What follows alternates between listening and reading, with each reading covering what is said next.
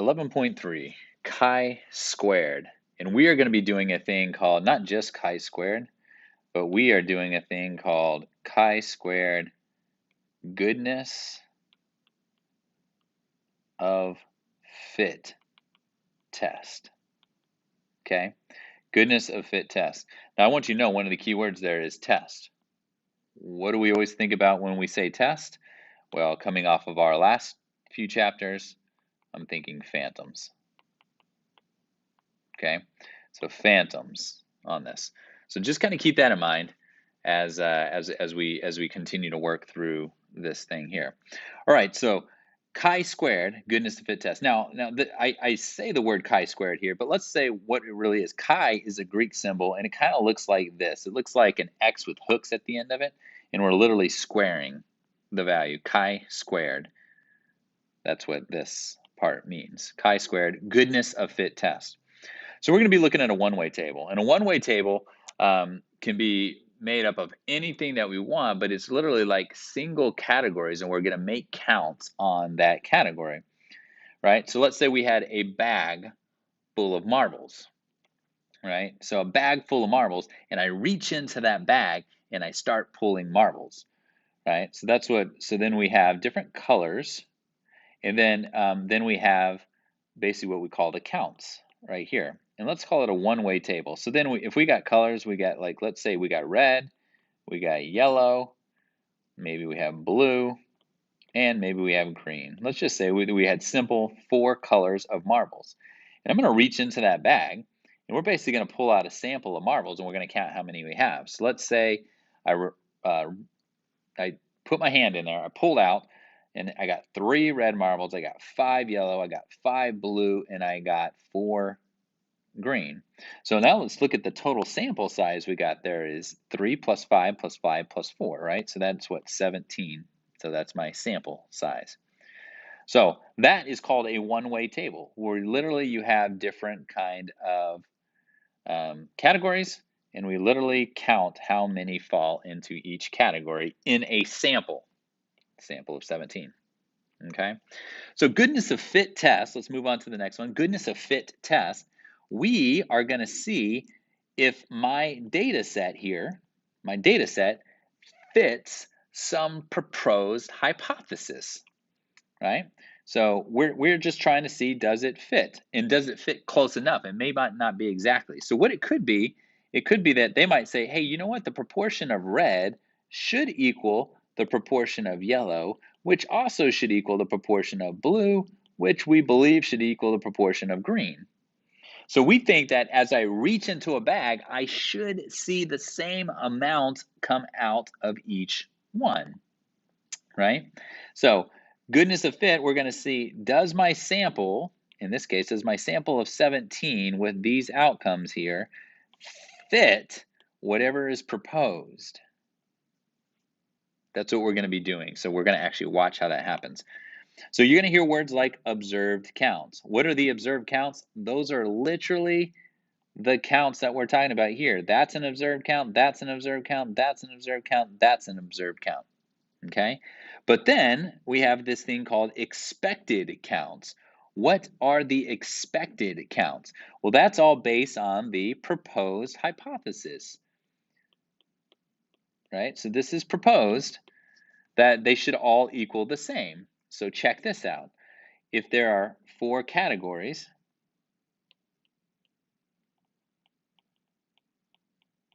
right? 4 categories, red, yellow, blue, green. We have a sample size of 17. Then you know what I would expect to see under each of those, right? I got red, I got yellow, I got blue, and I got green.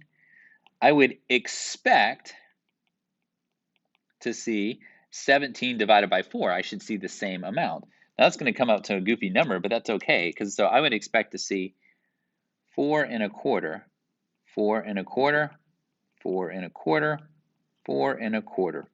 Literally took 17 and divided by 4 to get 4.25, because I should see an equal amount of each color. That's what is called expected. So here we got this thing up here called observed, and now we have this thing down here called expected counts. Okay, So that's what those two pieces are. Let's look at the chi-squared test statistic. So we're going to need to know this. So this is chi-squared test statistic. So like a z-score or a t-score, chi-squared gets its own calculation. So it is this. You ready? Observed counts minus the expected counts squared, there's your squared term, divided by the expected counts. Observed minus expected squared divided by expected. Then we are going to take the summation of them all. And what I mean by summation is because each category, right, like red, has its own observed minus expected squared divided by expected. Then yellow has its own, blue has its own, and green has its own, right? So it's the summation. So it's going to look like this: observed minus expected squared over expected of the first category plus observed minus expected squared over expected for the second category plus, and so on. It depends on how many categories you have by how long this thing's going to go. Okay. So then once we do that, we build what we call a chi-squared distribution. Now this is in your formula sheet. Flip all the way to the back and you'll see what looks like a different. It doesn't look normal. So a chi-squared distribution looks like this. It looks like a skew right distribution, right? So this is a chi-squared distribution where it starts at 0. So check this out. Let me just give you a little synopsis here. A little synopsis here would be, what if my observed and my expected happen to be exactly the same? And so I square it and divide it by the expected. If observed minus expected squared, it was exactly the same, it would be equal to 0. Now let's say we did that all the way through, like an entire data set. If we ended up with a total chi-squared value equal to 0, that means we have a perfect fit. The observed were the same as the expected, right? The observed were the same as the expected if I added up all the observed and expected and got 0. The only way you're going to do is that your observed and the expected happen to be the same. So when you subtracted them, you got 0. When you square 0, you still get 0. And then you say 0 divided by a number, and you still get 0. And then you add to it the next one, which is 0, the next one is 0, and so on and so forth. So you kind of get the algebra, right? So chi-squared distribution is this. So if I ended up with that, I would literally be shading the entire curve, and I would get a large p-value, right? Now, typically, we get a chi-squared value away from 0. It's something larger than 0. It's always going to be a positive value. So maybe it's over here, and you would still shade, right?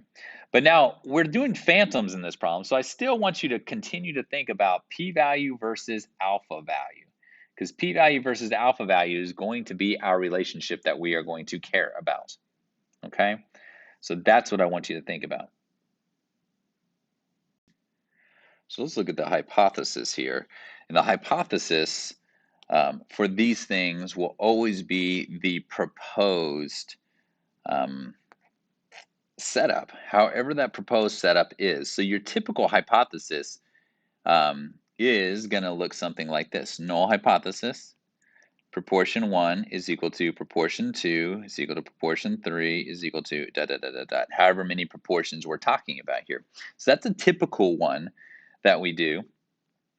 Or they'll usually give us some kind of very much defined, right? They might say proportion 1 is equal to 50%, proportion 2 is equal to 25%, proportion 3 is equal to 10%, and so on and so forth. So they might just give you a proposed where they give you the very, very specific probabilities of each category, or a lot of times they like to just say our categories are the same, right? So that is the proposed.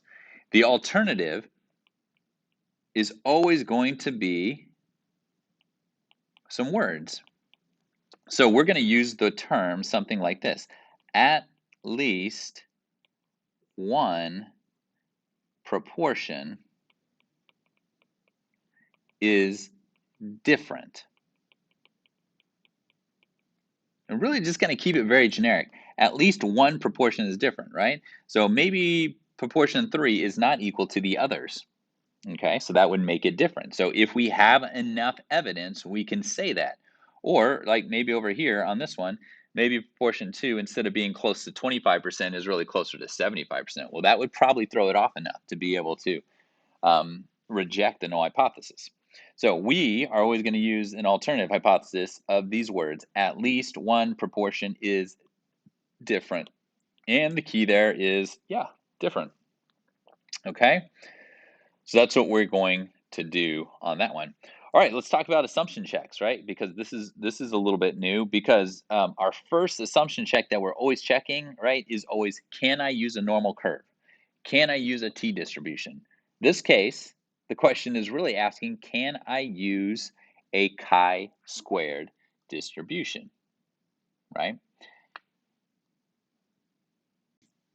So if it's going to be a chi-squared distribution, this is our check. We are going to check and make sure that all expected counts. So this is important. Expected counts, not the observed, not what we actually see, but what we expect to see, are all expected counts greater than equal to 5. All expected counts. Now, depending on how many categories there are, that's how many expected counts there are. So we're going to do that. The number 2 check that we're always going to do, random.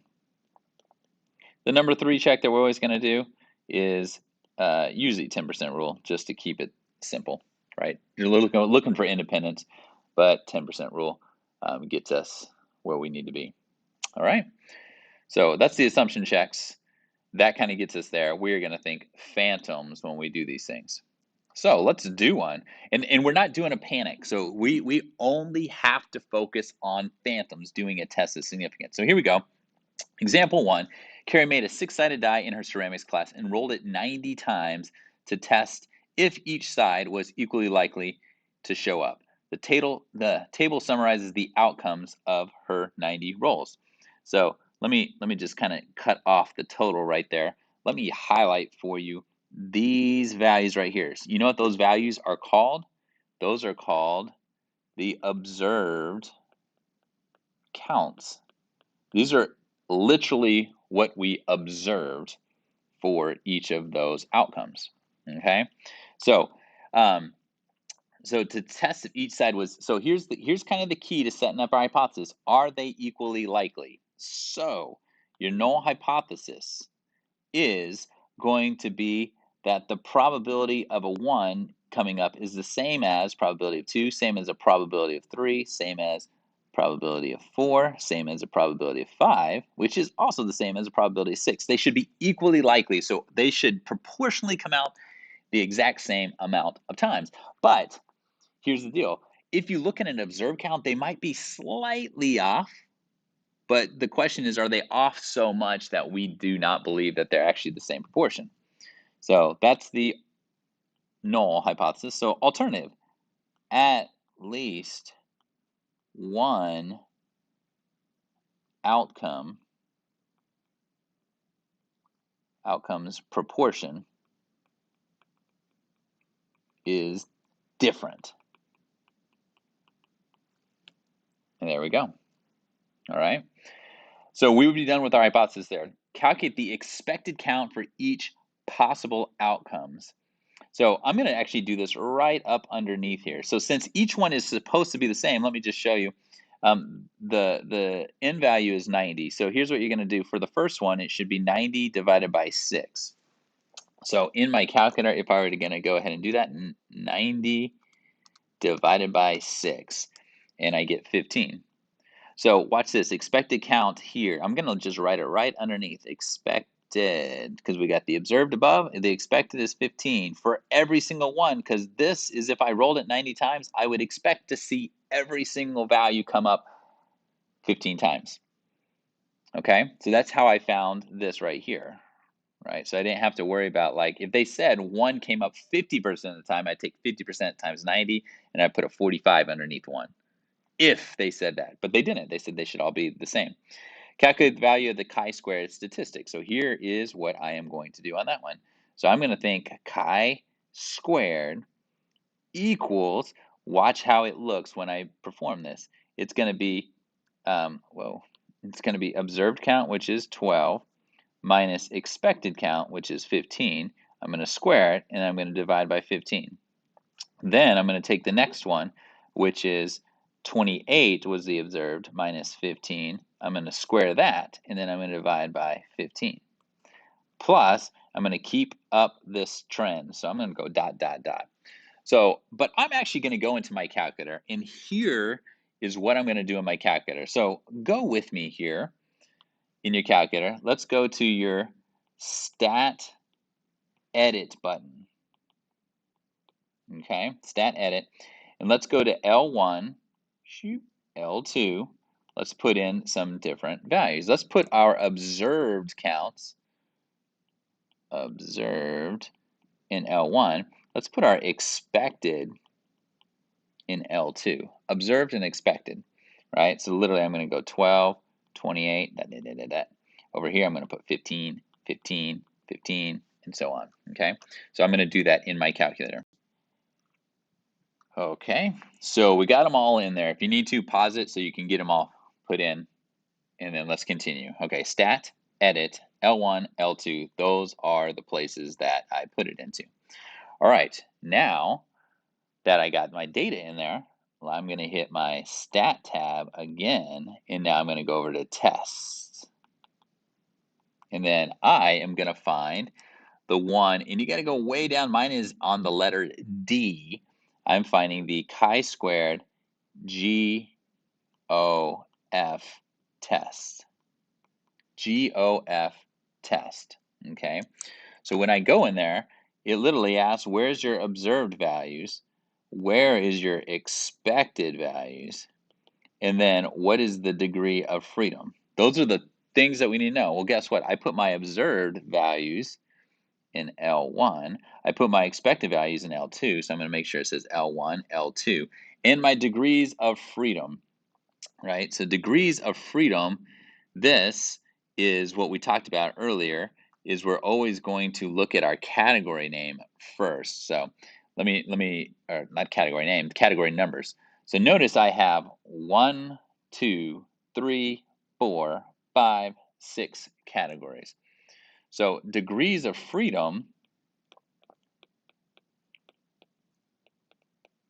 is always going to be DF equals the categories minus 1. Categories minus 1. So in this case, if I have 6 categories, then my degree of freedom is going to be 5. And let's calculate. Okay, now the reason I'm asking you to do that right now is let's look at what my calculator is showing. It's saying the chi-squared value. It has added all this stuff up for me, and it is saying it is 14.4, right? 14.4. So then degrees of freedom, right? Obviously, and I skip this because I'm taking advantage of my calculator. But again, we know the degrees of freedom is the number of categories minus 1. So in this case, we had 6 minus 1, so we used 5. Which degree of freedom should we use? 5. Now, what we're going to do is, it says use table C to find the p-value. I do want to show you that, but I also want to just show you that my calculator right now is reporting the p-value of roughly 0.013. Okay, now here's what I want you to do. Let's go find your table because I just want to use this for a moment. So let's grab your table. So on my table, I'm just going to go look at the very last page of my table and check out this skew right curve that it looks like right here. It says table C chi-squared critical values gives degree of freedom. And that's kind of how, sorry, that's the table we want to use. Okay, how do we locate a p-value using this? So let's come back to this. Let's just know that my chi-squared value is 14.4. My degree of freedom is 5. And I am trying to find out an estimate of what the p-value is for 14.4 at a degree of freedom 5. So come to your table. Let's go degree of freedom 5. Right here. Degree of freedom 5. Just like a t-value, if it's not listed on there, use the more conservative round down amount. Okay, so here's what we're going to do. I'm looking for 14.4.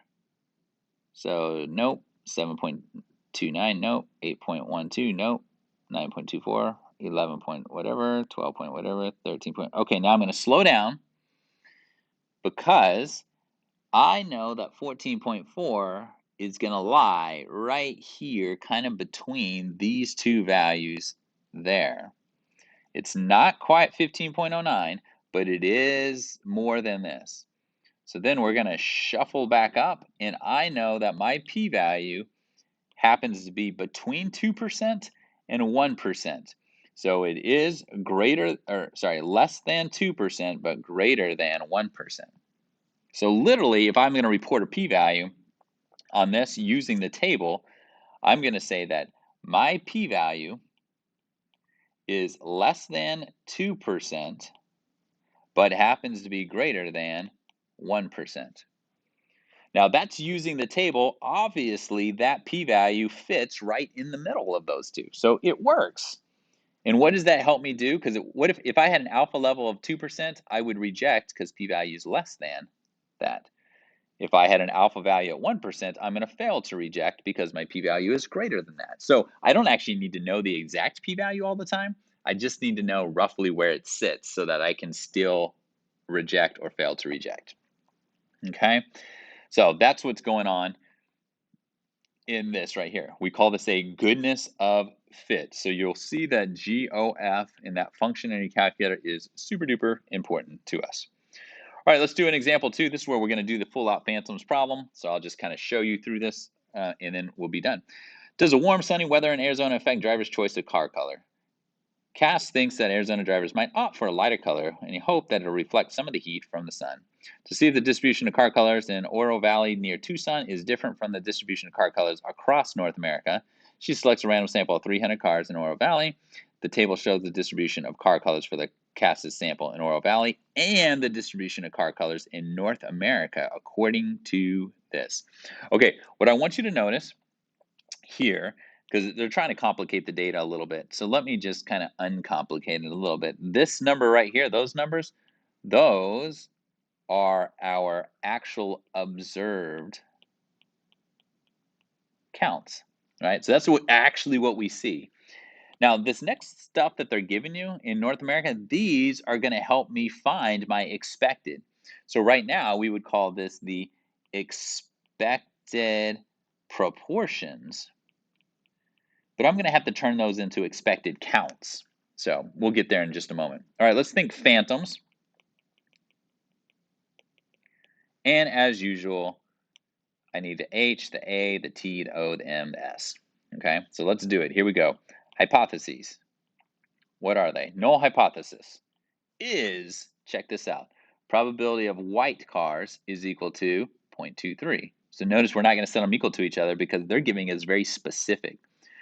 Probability of a black, BK, I'm going to call it BK, is 0.18 car. Probability of a gray car is equal to 0.16. Probability of a silver car is equal to 0.15. Probability of red is equal to 0.10. Probability of blue, I'm going to be BL, it's going to be my blue, 0.09. Probability of green is equal to 0.02. And let's go probability of other is equal to 0.07. All right, so there it is. Literally my hypothesis is I believe that it's going to structure out in the same way that the national proportion is. Alternatively, here goes, at least one, and it doesn't matter if 2 or 3 or 4 or 5 of them are different, at least one of the car color proportions is different. Okay, so there's my first thing. Okay, now what I'm going to do, I'm going to take a pause and I'm going to calculate my expected counts. And I wish I would have had more room here, but I'm going to just go ahead and do it here anyway. Expected counts. Okay, now how do we do expected counts for this?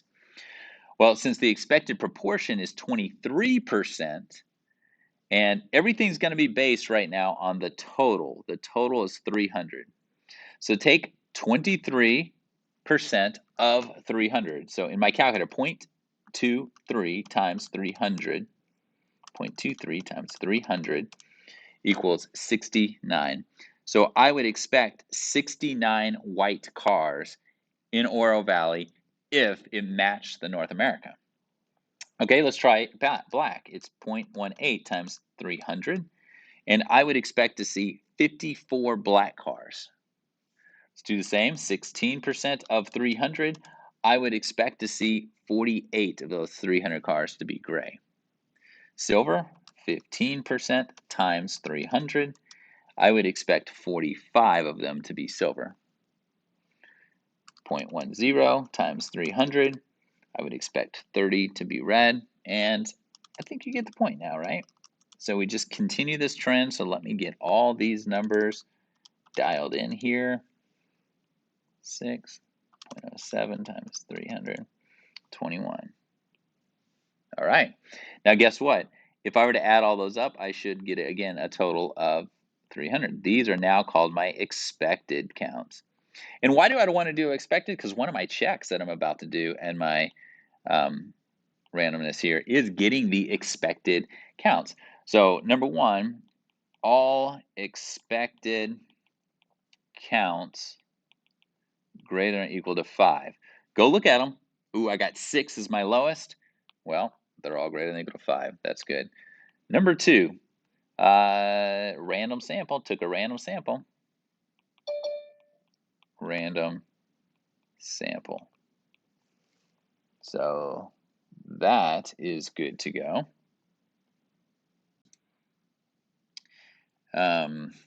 Number 3 here is we just need to then identify 10% rule.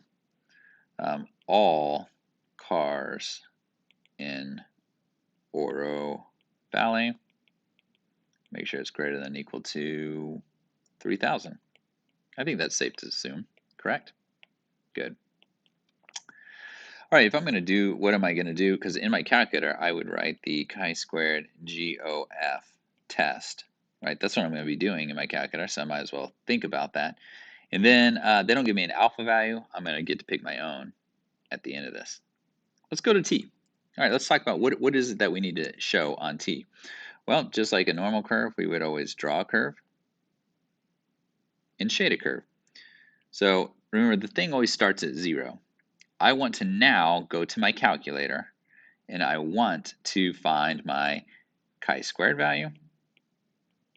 All right, so I have that, and I want to find what is the shading going to look like. That way I can obtain a p-value as well. All right, so I'm going to let my calculator kind of go from here. So let's do my calculator. So again, I'm going to come up here. I'm going to look at this. I'm going to put my observed values in L1. I'm going to put my expected values in L2. And then we're going to run the test. So let's do that. All right, feel free to pause it if you need just more time to put that data in. Just double check, right, that I got all my observed in L1 and all my expected in L2. So now I'm going to go, as I did earlier, stat test chi-squared GOF test. GOF test. L1, L2. All right, I got to think about degree of freedom here. So my degree of freedom is, let's see, we got 1, 2, 3, 4, 5, 6, 7, 8 categories. So my degree of freedom is 7. Let's put a 7 in there. Calculate. Okay, let's go back down here. Let's put in the stuff that we know. I know 29.92 is the chi-squared value, right? Now, if for some reason they needed us to show a calculation, here's how you start the calculation. 84 minus 69 squared over 69 plus 38 minus 54 squared over 54 plus ... equals 29.92. Now, I don't need you necessarily to show all the calculation. Sometimes it's always great to start it, but at the very minimum, put chi-squared equals 29.92. Okay, so we know that. Also, we know that on this curve, just think of this is a number line, over to 29.92, and then you would shade a little tiny bit, right? Now, if you're not sure where to go on that. It doesn't have to be perfect, right? But there is a draw function in your calculator if you like. It will draw that chi-squared, and you'll see that you probably actually don't see any shading happening on that. You know why? Because look at the p-value, right? Look at that p-value. It is super duper small. Matter of fact, I'm going to go back. I have to recalculate. So my p-value is 9.816 e to the negative 5. So what does that actually mean to me? 0.000098116. So it is a small p-value. All right, this should become very familiar to you. What decision do I make? Okay, so they don't give me an alpha value, so I get to make an alpha value. At the alpha, let's call it 1%. You can use 5% if you want, 10%. It's your choice because they didn't give you one. We reject the null hypothesis. Reject the null hypothesis, okay? So now, what is our statement? We have significant evidence to suggest that at least one of the car colors in Oro Valley is different than the national